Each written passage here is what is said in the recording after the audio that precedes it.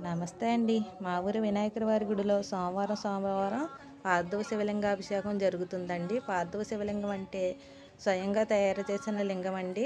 పుట్టమన్ను తీసుకొచ్చి ఆవు పాలు, ఆవు నెయ్యి, రోజు వాటరు, మంచినీళ్ళతో శివలింగాన్ని తయారు చేసుకుని శివలింగానికి పంచామృతాలతో అభిషేకాలు జరుగుతాయండి.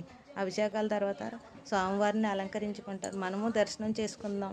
కామెంట్లో ఓం నమ శివాయ అని కామెంట్ పెట్టండి ప్లీజ్.